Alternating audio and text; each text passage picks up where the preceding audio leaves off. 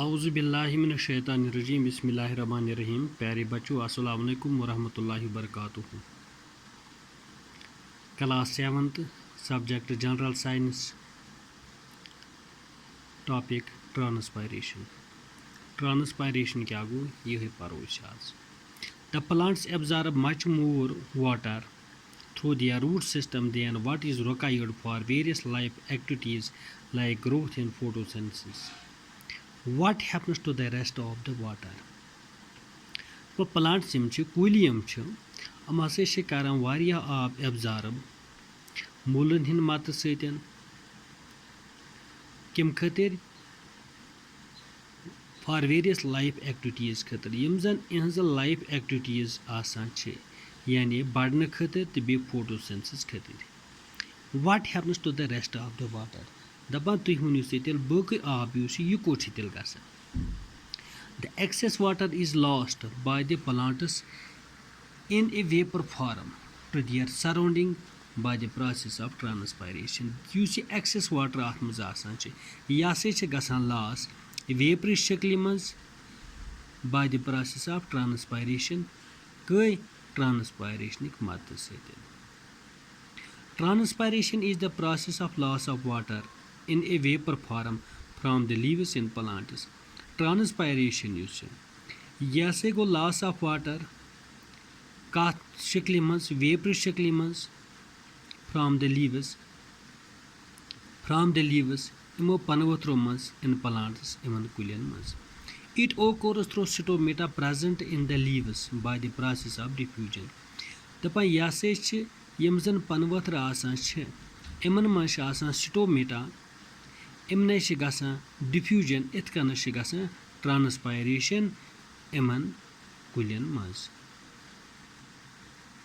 Water absorbed through the leaves युस water absorb गसान जजब गसान मूलन हिंद मत सतन is move upward within the plant body. दपान यह हूर कुन खसान अत प्लांट बॉडी मज। A part of it use it in the process of photosynthesis अख हिस्स अम आब गसान इस्तेमाल फोटोसिंथेसिस खतर यह कुल पन गजा पाने बनावान यह गो photosynthesis and some of it is also used to keep the plant erect तो कह हिस्से यह कुल करान पन्ने खतर इस्तेमाल पन पन खड़ा करने खतर इस्तेमाल करान and stop it from wilting और ड्रॉपिंग तो बाकी यह ओड हिस्से इस्तेमाल करान अम खतर कि यह कुल गस खुश गसन कि होखुन गस यह कुल कि ओड आप अम खतर त करान इस्तेमाल। The rest is lost as vapor. The rest is lost as water vapor into the atmosphere from the leaves. The baki ab yus ya se lost gasan at atmosphere maz from the leaves imo panvatru maz. The evaporation of water from leaves produces a suction pull which helps to pull the water upwards to great heights.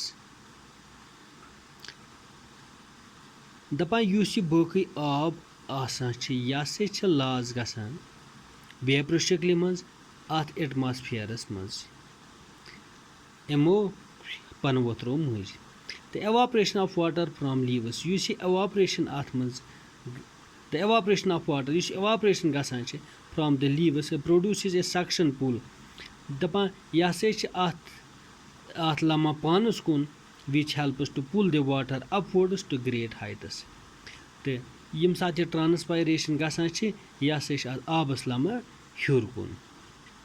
Importance of transpiration transpiration इमिज क्या क्या importance it results in the transport of water and minerals from the soil to the leaves. अमुक फायदे हसा यह पकना आब बे बाकी minerals से खाला अम जमीन मज वातनावा पनवथरन तामत। In the leaves water forms the raw material for photosynthesis युस यम पनवथर आसान यह तम खतर रॉ मटीरियल पैद करान फोटोसिंथेसिस खतर। It produces A cooling effect which helps in preventing hot sunlight from damaging delicate cells. Bे क्या करें, it produces cooling effect. यम सात गर्म आसान छ इस का ताल से अश करान प्रेफर कुलिन ताल बिहुन केज अच्छा ठंडी हिश which helps in preventing hot sunlight. दपान बे हसा अत कुलिस करान मदद युस कूलिंग इफेक्ट मज गसान छ पौध युस कूलिंग इफेक्ट गसान छ which helps in preventing hot sunlight. तो सह क्या छ युस hot sunlight ज़्यादा युस गर्म आसान छ यह हसा छ बचावान इमन कत यह हसा छ बचावान सेलन डैमेज गसने निश. थैंक्स.